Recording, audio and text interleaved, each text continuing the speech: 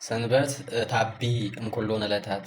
እንግዲህ ሰንበት በመጀመሪያው በፍጥረተ ዓለምም እግዚአብሔር አምላክ ይህን ዓለም ካለመኖር ወደ መኖር ለማምጣት ሲፈልግ ይህን ዓለም መፍጠር የጀመረበት መጋቢት 29 በዕለተ ሰንበት ወይም በዕለተ እሁድ መሆኑን መተርጉማን ሊቃውንት ያስረዳሉ።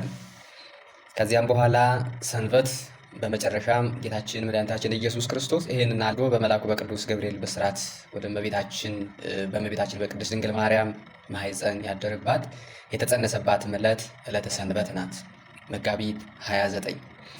በመጨረሻም አዳምን ከተፈረደበት ከሞት ከተፈረደበት ከስቃይ 5500 ዓመት ስቃይ በኋላ ከሲኦል ወደ ገነት መልሶ እርሱ ራሱ ሕይወትን ሰጥቶ ከሞት ተለይቶ የተነሳባት ታላቅ ዕለተ ሰንበት ናት። ቅዱስ ዳዊት ዛቲ ዕለት እንተ ገብረ እግዚአብሔር ንዑ ንፈሳ ወነትሐሰይ ብሎ እንደተናገር መች ዕለት እግዚአብሔር አምላክ ዕለታት ሁሉ ለይቶ ታላቅ አድርጎ የሰራት በኦሪት ዕለተ ቀዳሚት ሰንበት ነው። እምኩሉ ግብሩ አይረፈ እግዚእ ኢየሱስ ክርስቶስ ወይም እምኩሉ ግብሩ አይረፈ እግዚአብሔር ወይም ተብላ የተነገረላት ዕለተ ቀዳሚት ናት። በአዲስ ኪዳን ግን ዕለተ ሰንበት ዕለተ እሁድ ናት። ስለዚህ ታላቋ ዕለት ታላቋ ሰንበት እሁድ ናት። በመጨረሻም ሊቃውንት እንዳስተማሩን እግዚአብሔር አምላካችን ዓለምን ዳግም ለማሳለፍ የሚመጣው በዕለተ እሁድ መሆኑን ይናገራሉ።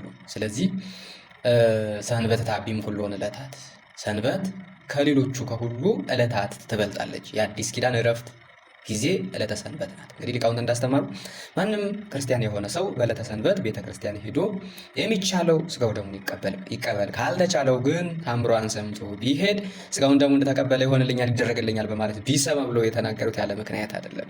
ያ ሌላ ትርጓሜ ማብራሪያ ስለሚሻ ሌላ ጊዜ ልመለስ እችላለሁ። ስለዚህ ይቺ ዕለተ ሰንበት ታላቅ ዕለት ታላቅ ዕረፍት መታሰቢያ ዕለት ናትና በመጨረሻም መንግስተ ሰማያት በዕለተ ሰንበት ትመሰላለች።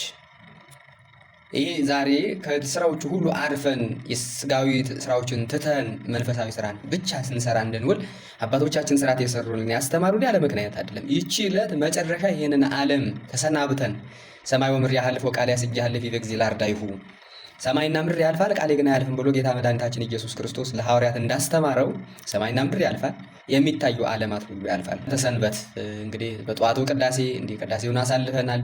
ለተሰንበት እንግዲህ በዚህ እያሳለፍን ነው።